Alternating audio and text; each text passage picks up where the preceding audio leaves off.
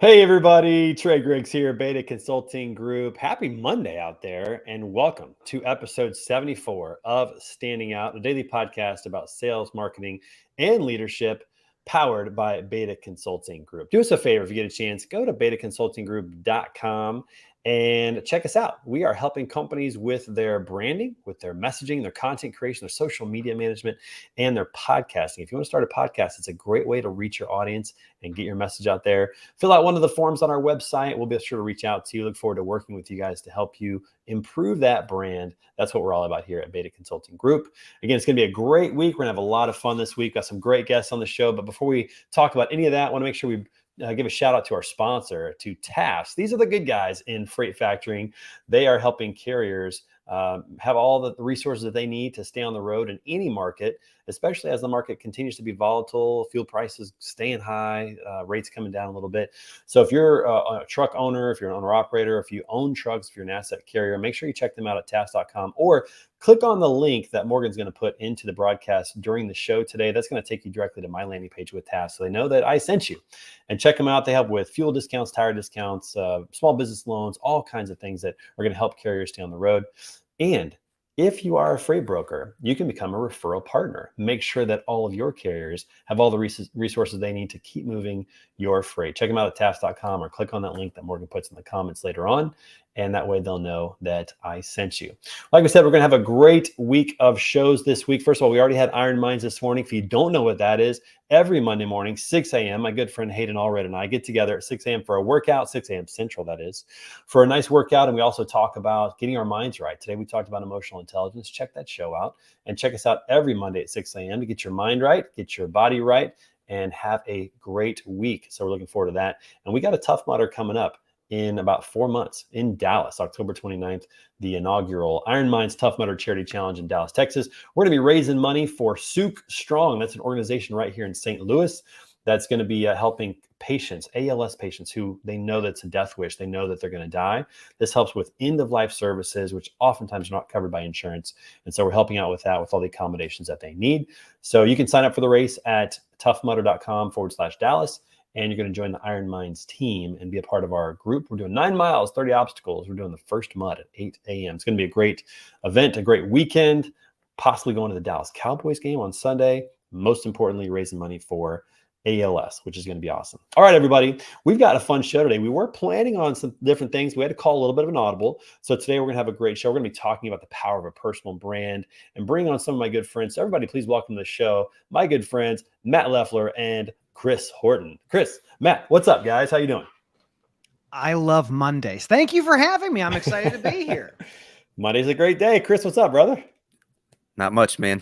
Dude, looking sharp. You got the jacket on today? We're even imagining it's like we got team uniforms today. Everybody, Chris is with Beta Consulting Group. He's our sales and ops director, and it's phenomenal. And I guess the uniform works today. So I think so. And Matthew, I think it's a new development in my own life, but I think I'm with you on Mondays. I now get excited about Monday mornings. So all that potential, potential getting converted to kinetic as time goes on. That's a great word for it. That's a great way to look at it. Potential. Monday morning means you've got 5 days of potential in front of you. It gets me excited. Here's what I think too. You know, I like Mondays as well. And I think when you're passionate about what you're doing on your day job, it's no longer what I have to do. It's now what I get to do. Like, what's going to happen this week? What do I get to do?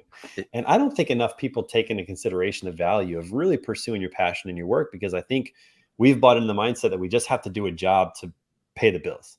We don't think about, how can I follow my passion to pay the bills? How can I do that? Because it changes the whole dynamic. 100%. In the words of my good friend Michael Scott, you miss 100% of the shots you don't take. Michael Scott and Wayne Gretzky. Yeah, I think he stole that from Wayne Gretzky, the great one. I think he did. Yeah, too. But that's all right. That's all right. I'm surprised that that's actually a literal quote, because usually Michael Scott quotes don't make sense. Let's just kind of throw that out there. But that's actually a good one. So it's great. It's a great quote. I love it. It is. And The Office, by the way, talk about a classic. Like The Office, in my opinion, is right up there with Friends and with Seinfeld in terms of shows that we're going to be watching for 30 years. It's going to be the I Love Lucy, right? Our grandkids are going to be like, why are we watching this show? I'm like, just watch it. It's going to. How could they afford that apartment? Don't ask those questions. Just enjoy the program. Just enjoy the program. Rent control. Rent control. Oh, it's so good. All right. So guys, listen, I was excited to have you guys on the show today because I wanted to talk about the value of building a personal brand. And we talk about branding a lot. A lot of times we work with companies on building a brand, but a lot of times people don't realize the value of their own personal brand. You know, and Matthew, you and I in particular, and Chris is starting to build this as well. We've seen the benefits of having a brand. In fact, I got a T-shirt with your face on it. My wife is still like, why did you buy a T-shirt with someone else's face on it? But it's all about building the personal brand. Matt, I want to jump to you real quick. What are some of the benefits that you've already started to experience from building your personal brand, getting out there, putting yourself out there, and letting people know who you are?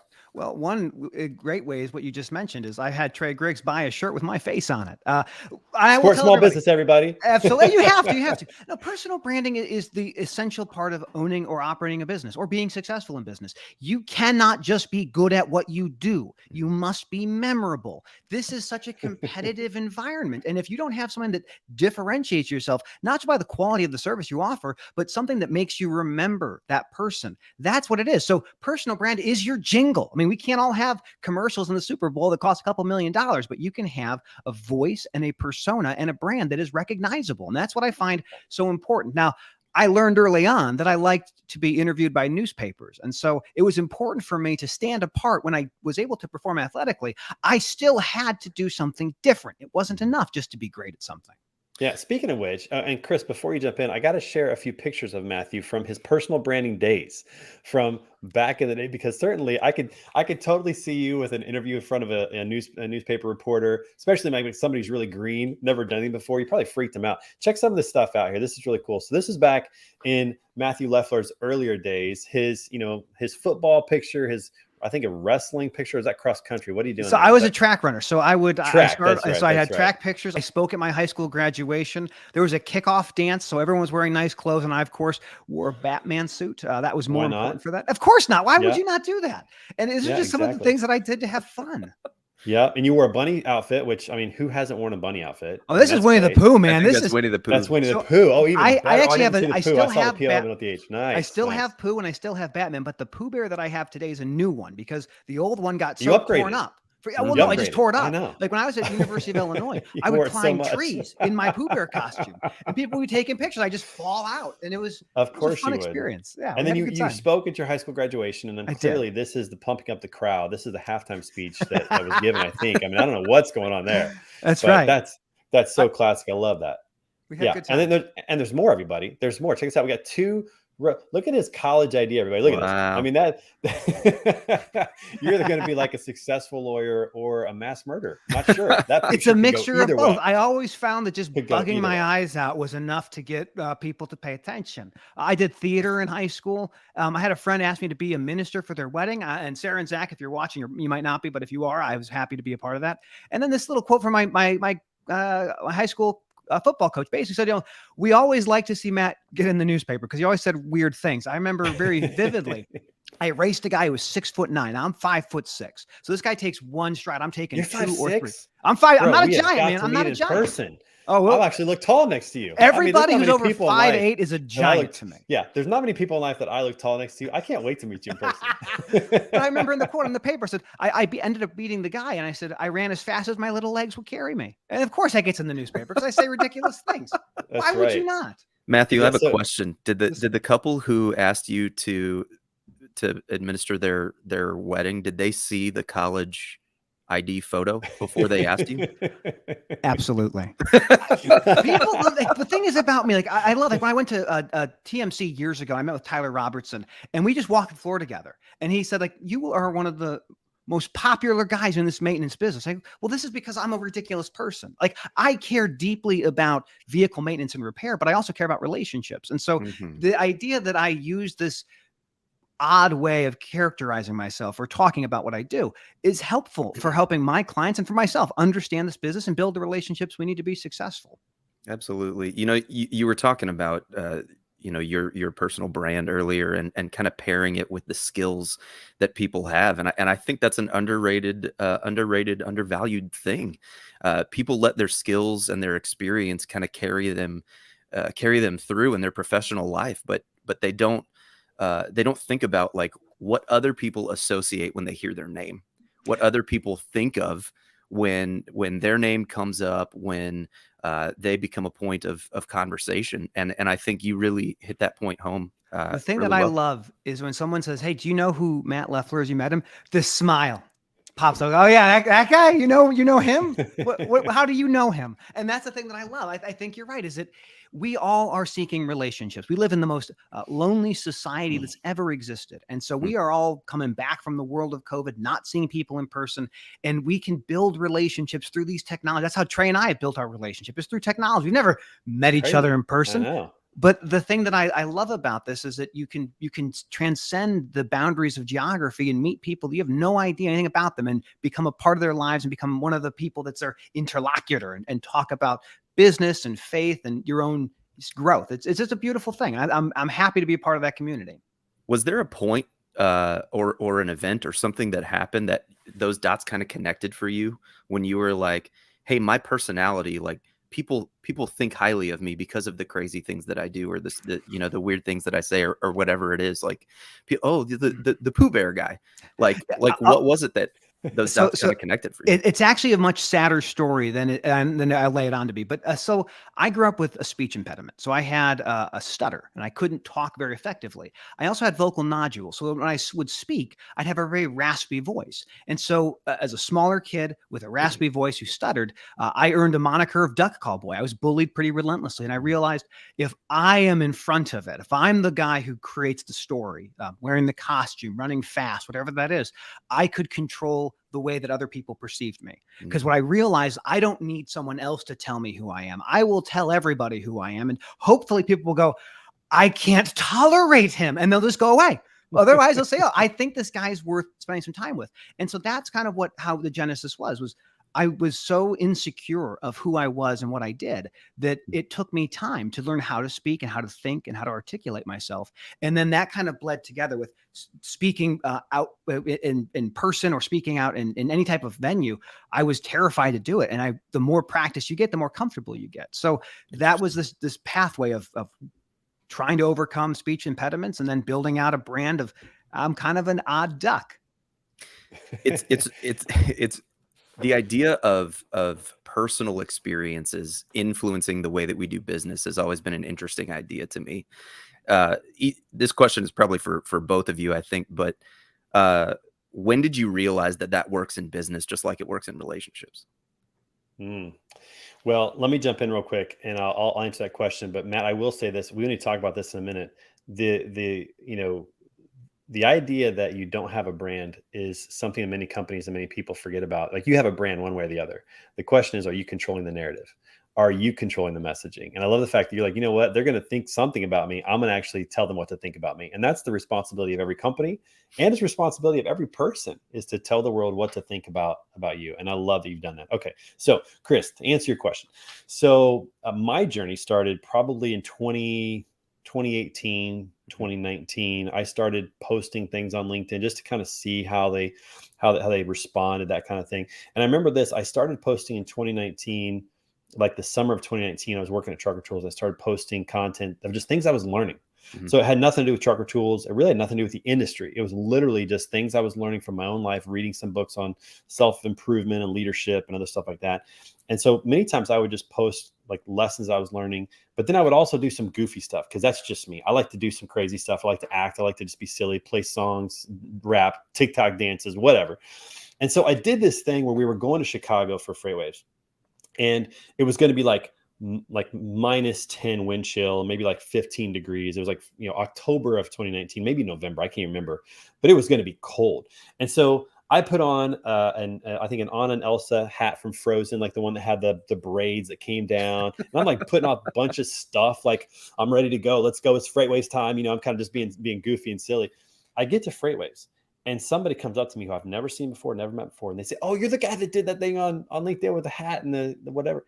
And I was like, "Oh, this is working." like people are noticing, I need to keep doing that. And then after a while, what ended up happening is I got encouraged to keep making content, both relevant to the industry and sometimes just relevant to me, and making this content out there, that I noticed that people started to get this personal attachment of who I am. And then they started to take interest in what I was doing. And so then as a salesperson, I started seeing a lot more inbound opportunities and referrals just from my personal branding, not anything my company was doing that I was with, but just my personal branding. And so that's when the light bulb went off, like, aha, like this is actually how you sell now in 2020 and 2021 and 2022. You build a brand, you talk about the things that are important to your company and to you as an individual. People connect with that, and then you have opportunities that you otherwise would never have received. So that was kind of the journey for me into figuring out this really works. Like this makes a lot of sense. For me, it was trying to figure out, could I use the techniques that had proven effective in high school and college and law school, which was being a little bit different in how I talked about things. And I found in the business of maintaining trucks and trailers. So that's what I did. I spent the early part of my career in transportation of trying to find work for my mobile mechanics and finding work for my shop mechanics. And how can you get inside a person's business? Well, you could put on a reflective vest and sneak in, and when the guards aren't paying attention, I've done that. You put on a costume and you say, hey, I'm here to see such and such. And they say, why? And you say, oh, it's important. And they say, okay, go on in. But what ends up happening is you build that relationship because it is so competitive. Maintenance is a great example of this. There are thousands and thousands and thousands of people who can effectively maintain your trucks and trailers. But when you work with me, I give you an experience. The experience is the thing that I start with. When you have a problem at 3 a.m, you call me, and I'm probably going to be really upbeat talking to you because I can't wait to hear about the problem. I can't wait to help you solve that problem. And as time went on, I realized that I could be more effective with the types of communication done through things like LinkedIn with videos and conversation with people like Trey. And so this is how I can communicate the values I believe in, because now companies can say, I want that experience, I want that quality, but I want to have those shared values. I want to understand that no one loves my truck or trailer more than I do, but this guy, he's a close second. And when I would walk in my shop and I would see, there's JB Hunt, there's Werner, there's Schneider, there's Old Dominion, there's Saia, there's Pitt, Ohio, there's Dorn Transfer. These companies are some of the best in the world at what they do. And I could provide maintenance. It was the best in the world, but so can a lot of people. And so you have to differentiate yourself. And that's the thing that I've always gravitated towards. And then I saw people like Trey and Chris Jolly and go, well, I could probably do that. And I said, oh, let's give it a try. I'll buy a microphone. And then there we go. We got off to the races. What we're doing is not rocket science, and it's certainly not lone It takes guts. Public speaking takes a little bit of guts. Is terrifying, but speaking to a camera when you have no idea who's on the other end of what you're going to say is really, really interesting. And that's what makes it so compelling. It's a really curious dynamic to do this. Like to step out, to try something new is always, kind of risky. Like you're trying to figure out what you're going to be, who you're going to be, what you're going to sound like, how people are going to react and interact with what you're saying or your messaging. But not being able to see them, not being able to know immediately like what the reaction can be a really hard thing. Matthew, I will say I'm really excited for whatever video you put out next when you wear the Batman costume. Like I need you to show up. I need you to show up in the Batman mask at some point soon. I was so close to putting poo on for this, and my wife's like, Matthew, you need to be more serious about yourself. I go, let other people be more serious about themselves. You be you. You know what I love about this conversation and this topic is it is applicable across industries. Like there are so 100%. Many industries that undervalue the idea of a brand, or leaders within industries or companies that undervalue the idea of a personal brand and them being the face of their company and them controlling the message and them putting out their values and their mission and their vision. And like, it goes so far, whether you're in finance, whether you're in insurance, whether you're in trucking or transportation or maritime or whatever you're in, controlling the narrative of what you're able to do, of what you care about, of what your company stands for is so important. It's so important. Yeah. This is the thing. When I got a book from a friend of mine, Raising a Modern Day Knight, and there's this great piece, like, what are we called to do as people? What are we called to do? And that is to reject being passive. It is to lead courageously and take responsibility. So we have this amazing opportunity. We have audiences that are growing, and we can set the tone of things that we care about. That's why when Trey and I talk about things like ending non-competes, I mean, this is the power of a brand, is you can actually affect change in the world. And that wasn't possible 15, 20 years ago. And to your point, Chris, a lot of people, difficult. Well, people used to think, well, a brand is what? It's $1,000 a month that I spend in marketing, right? That's what brand is. Or is it $2,000 a month now? Like, or is it a picture with that truck? Is that the brand that we want? No, the brand has to, it goes beyond acquiring customers. It goes to acquiring strategic suppliers, and it goes to getting talent. If you can't have a good brand, you can't hire and retain top talent. Every aspect of your business, every aspect of your business. And people totally undervalue that when it comes to the value of their brand. And I tell business owners all the time, wouldn't you love for your next best employee who resonates with your values come to you because they heard you speak about who you are? And anytime you think about a company, like think about big companies, when you think about Nike, you think about names. You think about Michael Jordan. You think about, LeBron James, now Tiger Woods. You think about names. When you think about Amazon, you think about Jeff Bezos. When you think about Apple, you probably still think about Steve Jobs. Maybe Tim Cook, but you probably still think about Steve Jobs, right? Like I will just push back things about Tim Cook. I think about the blue panels on those Amazon middle mile trailers, because those are hard panels to find. I was one of the largest providers of maintenance for that fleet. That's what I think about when I think about Amazon, is finding those panels. Well, the rest of us, without your acumen and experience, think about, Smiles and Jeff Bezos. That's really kind of what you think about. But every brand really has and here's what I love about those situations. This is why Nike pays millions of dollars to athletes. This is why, companies pay millions of dollars to people to represent their brand. The Verizon commercials they used to have, can you hear me now? They used to pay that guy a ton of money to personalize the brand because it brings emotion into it. You start to connect with a person, not just a logo. You connect with a person, not just a mission statement or a vision statement. You connect with a person. At the end of the day, that's what you want to connect with in a business standpoint, are people who resonate with you, have similar values to you, who are going to help your business, who are people that you wouldn't mind taking a phone call from, or having dinner with, or spending time with. That's what people want in business. And a personal brand or a brand ambassador that connects a brand emotionally is so critical, right? I mean, there's just so many elements to it, but man, the value of a brand goes beyond, just what it looks like on screen. It's like you said, your clients, it's vendors, it's prospective employees, it's retention. All of those things really matter. In terms of like in my world of doing mergers and acquisitions, brand is so important. That's a modifier that it's hard to articulate. You can look at your EBITDA and go, okay, that's a 3 times multiplier. But reality is, what is that underlying intrinsic value? And brand and value are indistinguishable. If you don't have a brand or a strong brand or a recognizable brand, you are doing your company and your shareholders and your employees and your partners a massive disservice. Let me give you an example real quick. This polo right here probably costs $25. Okay. But right here is a Nike logo. Now it's worth $50. Right here is the Players logo, Players Championship. Now this shirt's worth $90, which is what I paid for it. $90 for a $25 shirt. And the only difference is this logo and that logo. And that makes the difference. That's value. That's brand, right?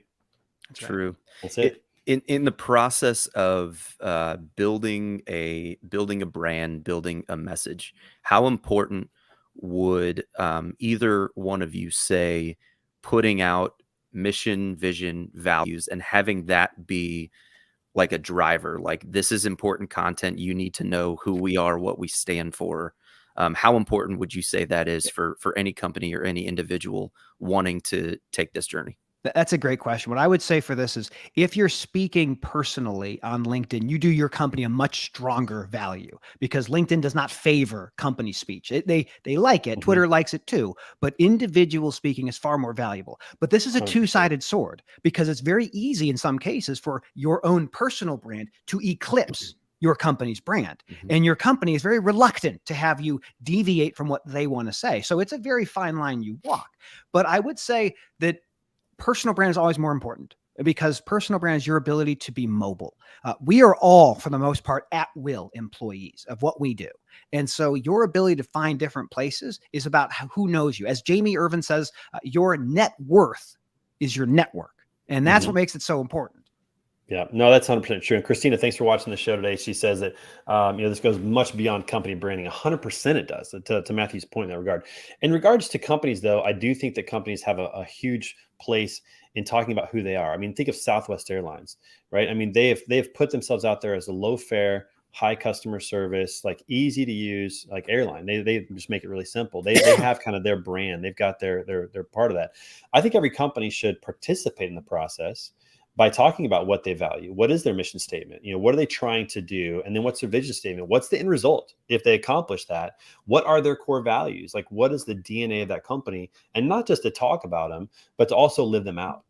To live them out among their employees, to remind their team about their values, to have everything as that's like their true north. Like, that's their compass for everything that they do, is to be in line with that mission, vision, and core values. And when you use that correctly, it becomes a part of your brand. It becomes what you're known for, what you stand for, and it's something you can use to tell your story. So like, I'll tell you just real quick from Beta standpoint, our mission statement is to glorify God and make much of him while helping clients build their brand.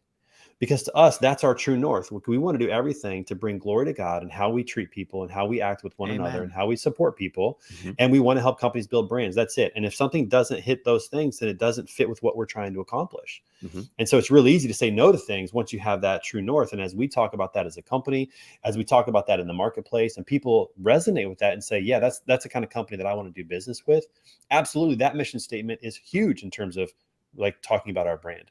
But it goes beyond that, because our company is not just that. It's me, it's Chris Horton, it's Morgan Walters, it's whoever else comes along on the journey, and their personality and their personal brand coming in together to make a beautiful, just like acrylic, a beautiful picture, a beautiful painting that coincides with that mission and vision that we have.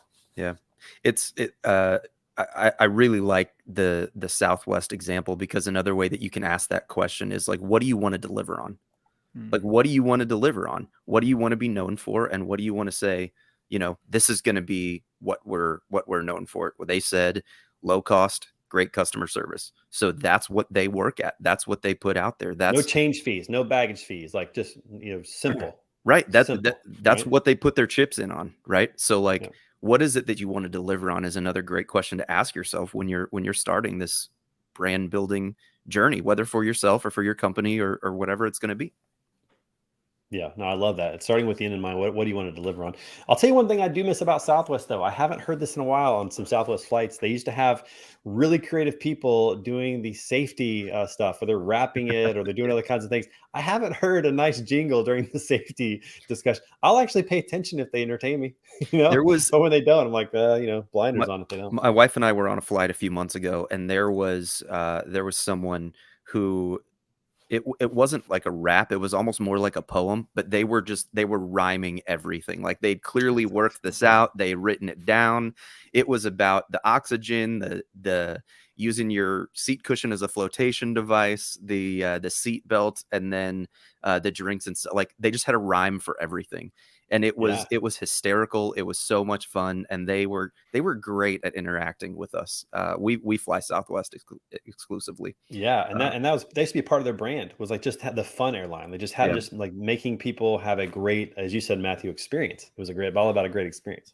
Unfortunately, I'm terrified of flying. I was on a United flight last week. It was fine. I had safely arrived, but I just cannot get past this inextricable fear that I have of being in a metal tube in the sky. Really? I think it's a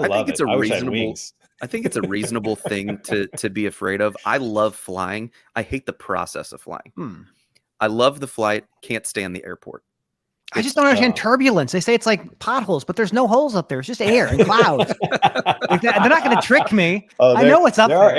There are airs, Matthew. There's definitely holes in the sky up in the air. That's for sure. That is for sure. I'll tell you what, the thing that does it for me, because I'm a data guy, right? I mean, it's safer statistically to fly than any other form of transportation. So if you'll get in a car to the airport, if you'll ride in a train, if you'll get on a bus or whatever, you're taking a greater risk than getting in that tube. So train rides are fun too. We took the train to Chicago a couple years ago, and it was a ton of fun. Oh, yeah, most enjoyable form of transportation, in my opinion, is riding a train. That's a lot of fun. Second, maybe to an RV. Seeing the country in an RV, guy, man.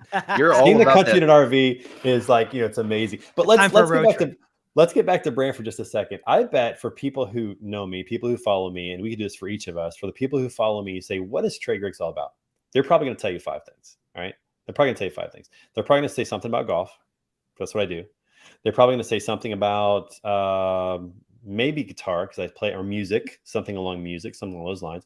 They're probably going to say something about RV. They're probably going to say something about sales. and or marketing, like something along those lines. And they might say something about, I don't know, charity or working out. I don't know, something, but like it's a limited number of things that they're going to say, because that's kind of the personal brand that I built. That's who I am. We go to Matthew, it's going to be kind of the same thing. They're going to talk about legal stuff. They're going to talk about probably your face, and your content. They might talk about Western Michigan. I mean, Winnie the Pooh. Things that Winnie the Pooh now. And just being optimistic and exciting. That's the thing. I'm high energy. I'm passionate about so many things. Yeah. And so it's like that's again the value, because people start to feel like they know you. People start to feel like they've connected with you, even if they never have. There's that emotional connection. There's just that value that you just can't get beyond. Yeah. I love it. Oh my gosh. We're at 30 minutes. This went by fast. Oh man, I wish we could go for another half hour. We better call it so people can get back to work. Hey, listen, everybody, if you've been watching this show, thank you. Appreciate it. Let us know what your brand's all about in the comments when you get the chance to watch this. We'll look back at those later. Matt, Chris, thank you for joining the show today. This was fun. I love calling audibles. This was a great conversation.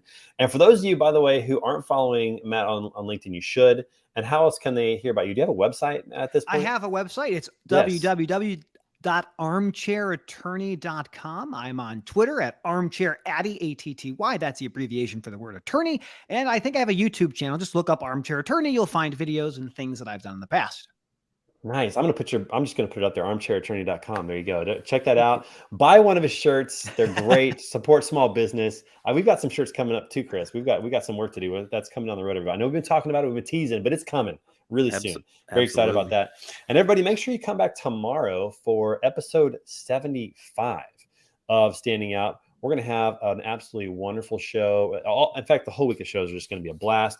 Very excited about what's happening here. And thanks again to our sponsor, TAFS. Really appreciate them supporting what we're doing here at Standing Out. So it's going to be a great week of shows. Guys, have a wonderful week. Keep building your personal brand. Everybody out there, keep building your personal brand out there. It's all about mobility and all about just people connecting with you.